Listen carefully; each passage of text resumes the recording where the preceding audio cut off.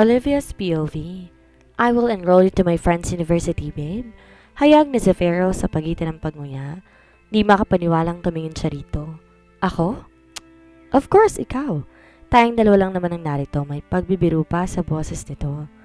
Lumamlam ang mga mata ni Zafiro na makita ang emosyon niya. Alam ko na gusto mo mag-aral. I know that you're reading books every night. Salamat pero di mo kailangan gawin to. But I wanna help you, babe. Kung ako ang masusunod, mas gusto kong ikulong ka sa bahay dahil gusto ko na palagi kang kasama. Pero ayoko maging selfish, babe. Hindi ako magiging hadlang kung may mga pangarap ka na gustong matupad. Pinahid niya ang luha. Masaya talaga ako, Zafiro, dahil naisip mo yan. Pero kaya ako umiiyak kasi hindi ako matalino. Natututunan lahat ng bagay, babe. Huwag kang mag-alala. Itututor kita. Para saan ba't matalino ang boyfriend mo? Nagtaas baba ang dalawang kilay nito habang nakatingin sa kanya. Di na talaga kasungitan ng atake nangyayari dito, kundi atake ng kayabangan. Na matapos silang kumain, kagad siyang dumiretso sa kwarto. Kanina pa siya hindi mapakali. Nawawala kasi ang litrato ang tinatago niya. Nasa na ba kasi yun? Lahat na ng sulok tiningnan niya. Ito ba ang hinahanap mo? Agad niyang hinablot sa kamay ni Miss yon. Bigla siyang pinagpawisan. Bakit naman kasi nalaglag pa to sa bulsa niya? Nag-iwas si Olivia ng tingin na makita ang mapanuring mata ni Miss Celia. Linggo ngayon kaya naman narito ito. Hindi na si Seth ngayon nagpupunta rito tuwing hapon para maghatid ng mga gulay dahil busy daw to sa pag-aaral. Bakit hindi ka pabihis? Hindi ba't may lakad kayo ni Sir? Kunot ang noong tanong ng matanda. Oo nga pala. Sige po, Miss Celia, maligo na po ako. Nagmamadali siyang tumakbo papunta ng banyo. Pagkasarado ng pinto, sumandal siya roon. Mabuti na lang kilala ni Miss Celia ang tatay niya, kung hindi, baka nalaman pa ni Zafiro ang tungkol sa lihim niya. Pagkatapos maligo, nagbihis siya ng isang kulay asul na bestida at sandals na kulay itim. Pinusod niya ang buhok at nagwisik ng pabango. Lahat ng mga to galing kay Zafiro.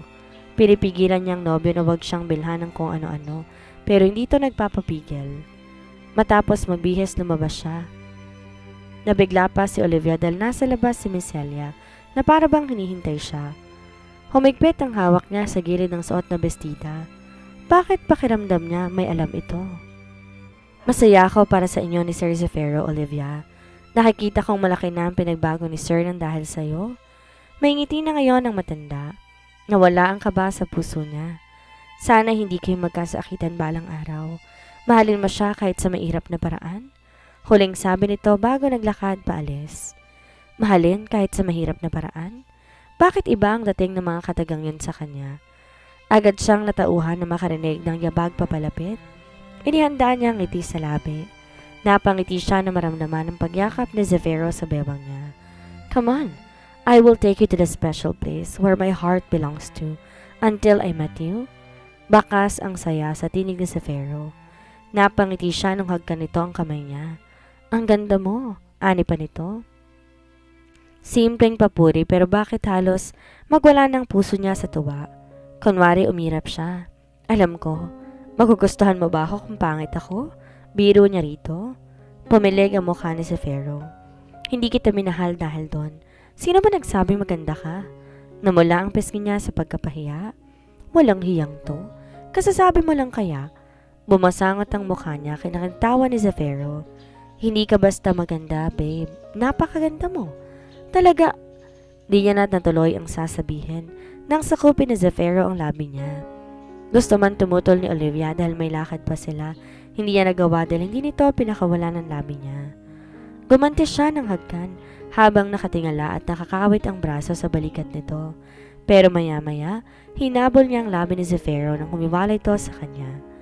Bakit nadidismaya siya ngayong tumigil to? I'm sorry, di ko napigilan ang sarili ko. Mabilis na tumalikod si Zafiro sa kanya. Baka sa boses nito ang panginginig. Katulad din niya, hindi nito gustong maputol ang hagkan sa pagitan nila. Inawakan niya ang laylayan ng polo shirt na suot ni Zafiro. Hindi mo kailangan magpigil. Olivia, ano ba tong sinasabi mo? Kastigo ng utak niya. You don't know what you're saying, Olivia? Alam ko, putol niya rito. Huli na para bawiin ang sinabi niya. Teka, bakit babawiin? Itong nararamdaman niya. Tsaka nobyo naman niya si Zefiro at mahal niya to. Bakit siya magpipigil? Bata ka pa. Mahal kita. Yumakap siya sa likuran ni Zefiro. Ramdam ni Olivia ang pagkatigil ng katawan nito. Tulad niya'y muling nabuhay ang init ng katawan nito at pilit itong pinipigil. Akala ko ba hindi dahilan ng agwat ng edad sa pagmamahalan sa Zefiro? Di alam ni Olivia kung anong sumapi sa isip niya at binaba niyang kamay sa bandang puso ni Zefiro at hinaplos yon. Oh my babe, stop doing that because I don't know how longer I can stop myself from loving you. Bakas ang paghihirap sa boses si Zefiro. Tila nahihirapan din tong huminga dahil sa ginawa niya, pero patuloy siya sa ginagawang pagkaplos. Nanginginig man ng kamay, wala siyang balak tumigil. I said stop! Nagulat si Olivia nang bigla. Humarap si Zefiro sa kanya, tinawakan ng balikat. Tsaka siya mading hinagkan. Napasingap siya hindi dahil sa sakit, kundi dahil sa excitement. Muntik siyang mapatili sa gulat nang iangat ni Zefiro ang katawan niya. Paikot ang binti niya sa bewang nito. I told you to stop, pero makulit ka. Now I cannot stop myself. I will claim you because you are mine, Olivia. Mainit ang tingin ni Zefiro sa kanya. Nakakapaso. Sinakap ni Zefiro ang labi niya habang buhat siya paakyat. Di na rin niya alam kung kailan pa sila nakarating sa kama ni Zefiro. Wala na siya sa katinoan habang magkahinang kanilang mga labi. Nagulat pa si Olivia na mapansin na wala na pala siyang saplot kahit isa. Zefiro, anong ginagawa mo? Huli na para sawayin ito. Dahil ngayon nasa ibaba niya na to nakapwesto.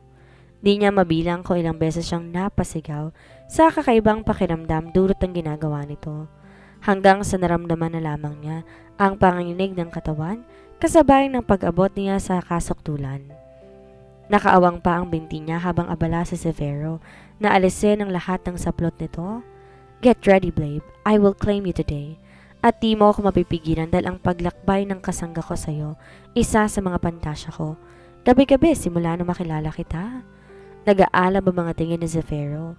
Iniwas niyang tingin sa kasangga ni Zefiro. Look at me, Olivia. Pumunta sa harapan ng binata. Pinantay ang mukha sa kanyang mukha. Wala tong sinayang na oras at kaagad siyang sinaluhan. Ang makitang mahal niyang naliligayahan sa ginagawa niya, nagbibigay ng kakaibang kasiyahan sa kanya. Nakulong ang sigaw ni Olivia sa labi ng binata nang hagkan siya nito, sabay ng pagpapumilit na pagtuloy ng kasangga ni Zefiro. Napanganga siya sa sakit nang tuluyan ng makatuloy ang kasangga ni Zefiro. Pakiramdam niya'y nasira ang tinatago niya dahil sa ginawa nito. Patuloy sa paggalaw si Zefiro, bawat galaw malalim at mabilis. Ang kaninang masakit na nararamdaman ni Olivia ngayon ay wala na.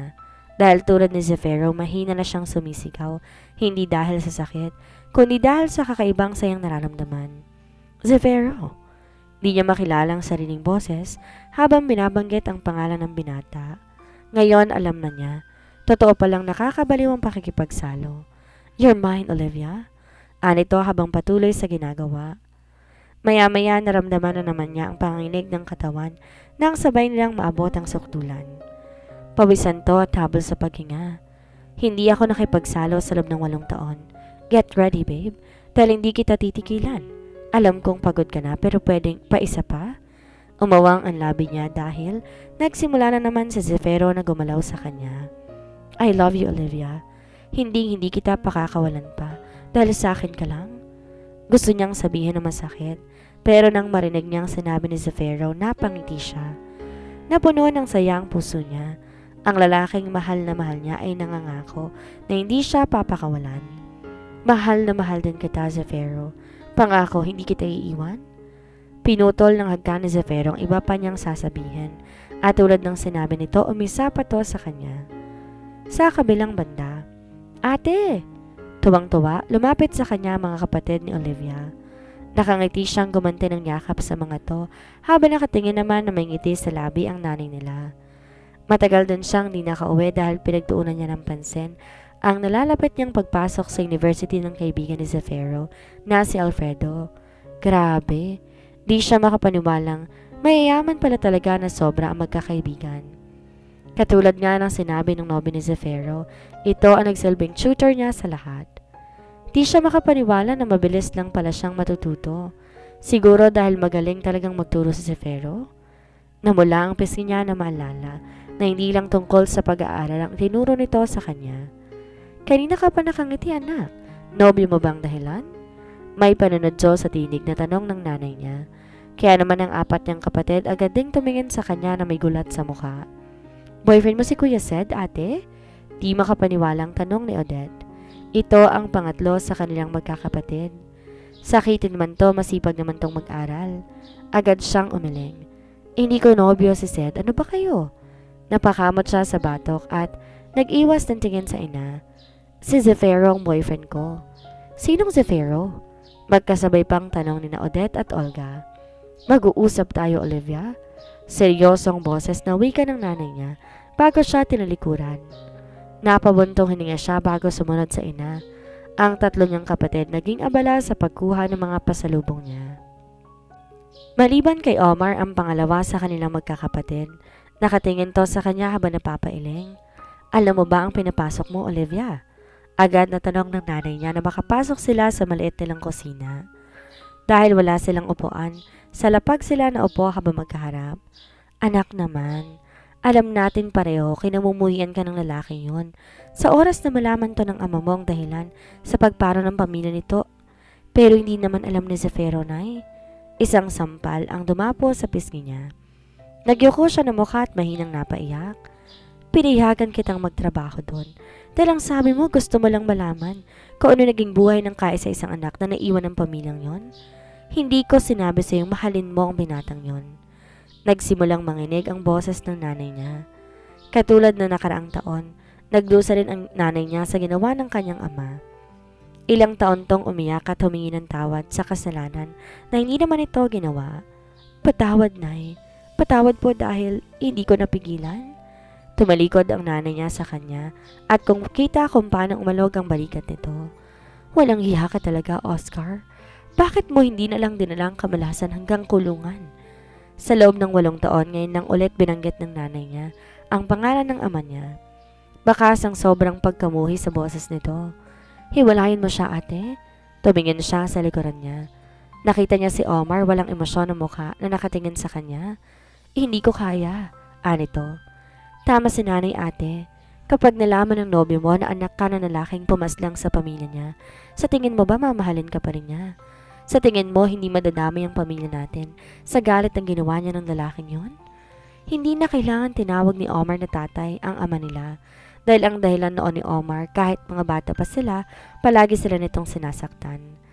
Sa mga kapatid, si Omar lang nakakaalam na ang amo niyang si Zefiro ang kaisa-isang anak na naiwan ng pamilyang pinaslang ng ama nila. Sina Odette, Olga at Andeng, di alam ang bagay na yon. Anak, walang lihim na hindi nabubunyag. Ayaw na namin masaktan ka. Lumapit ang nanay sa kanya, hinawakan siya sa balikat. Makinig ka sa akin, Olivia. Mariin siyang umiling. Nay, nangako si Zefiro sa akin, alam ko. Hindi niya ako sasaktan dahil mahal niya ako. Tsaka hindi niya malalaman kung sino ko dahil matagal na nakakulong si tatay. Mahirap kalabarin ng kapalaran, anak. Masasaktan ka lang. Pilit siyang ngumiti sa ina. Nay, maniwala kayo. Hindi ako masasaktan dahil mahal ako ni Zefiro. Mahirap kalabarin ng kapalaran. Hanggang ngayon, narinig pa rin niya ang boses ng nanay niya sa isip. Alam niyang masama ang loob nito at ni Omar dahil hindi siya sumunod sa bilin nito na hiwalayan sa Zefiro. Hindi niya kaya. Maisip pa lang niyang mawawala sa Zefiro sa kanya, kumikirot na ang kanyang puso. Sa loob ng 4 na buwan na relasyon nila, tuluyan niya nang binigay ang lahat sa binata. Sa katunayan nga, hindi na siya nagtatrabaho bilang kasambahay sa mansyon. Sa loob ng 4 na buwan, nagsilbing tutor niya sa Zefiro. Bumuntong hininga si Olivia. Hindi niya sinabi sa kanyang inang tungkol sa bagay na yon dahil tiyak magagalit to sa kanya. Kabilin-bilinan ng kanyang ina na hindi maaaring makisama sa lalaki sa isang bahay at makipagniig lalo na't hindi pa kasal. Pero nagawa na niya. How's your family? Nilapag ni Zefiro ang dalang juice at tinagkan agad siya sa labi. Ayos lang sila, maikling tugon niya. I don't understand, babe. Bakit ayaw mo pa ako ipakilala sa kanila? Umupo to sa tabi niya at tumakbay sa kanya. Hindi ka pa ba sigurado sa akin? Biro ni Zefiro sa huling sinabi. Ilang beses na kasi tong namilit na puntahan ng pamilya niya pero palagi siyang tumatanggi. Nanginginig ang kamay, dinampot ni Olivia ang juice at uminom. Sinabi ko naman sa'yo, diba? Hihintayin ko munang pumasok ako sa university. Pagdadahilan niya. Hinagka ni Zafiro ang balikat niya. Alright, it's up to you. Nood tayong movie sa kwarto? Pinandilatan niya to ng mata. Movie mo mukha mo. Siguradong di na naman siya nito titigilan. Napahinto si Olivia sa pagkakbang nang marinig ang pagtunog ng telepono. Miss Celia, can I talk to Zafiro? Agad nabungad ng babae sa kabilang linya. Sa loob ng 8 buwan niya rito, ngayon lang siya nakatanggap ng tawag sa isang babae. Imposible naman na sekretary ito ni Zafiro dahil lalaki ang sekretary nito. Ma'am, hindi po to si Miss Celia pero sandali lang po. Iko-connect ko ang tawag kay Zafiro. What? Napapikit siya. Sa lakas ng boses ng nasa kabilang linya, tila mabibingi siya. Who's this? Tanong nito. Ba't parang galit agad? Ako po si Olivia. Maang natumingin siya kay Zafiro nang pindutin nito ang end button sa telepono. Bakit mo naman pinutol? Hinahanap ka kaya niya? Hayaan mong babae nga na magsawa kakatawag. Bakas ang pagkainis at pagkataranta sa boses sa Zafiro. Sino bang babaeng yon? Sabay silang napatingin sa telepono na mag-ring ulit iyon. Go to our room, babe. Basahin mong librong inihanda ko doon. Utos pa nito. Tumingin siya sa telepono bago sumunod sa utos ng nobyo. Habang papalayo rinig niya ang galit na boses nito. Will you please stop calling me? My decision was final. Even your parents cannot do anything about it. Kita niyang galit na binagsak ni Zafiro ang telepono. Di niya maiwasan na mapaisip. Sino to at bakit galit si Zafiro? Sa bagay, palagi nga palang galit at masungit ang boyfriend niya pagdating sa ibang tao. Sa kanya lang naman to malambing at ngumingiti. Kinagat niyang labi para pigilan ang kilig, pero di niya nagawang pigilan ng tuwa. Sinong hindi matutuwa kung ikaw lang pinapakitaan ng soft side ng nobyo mo?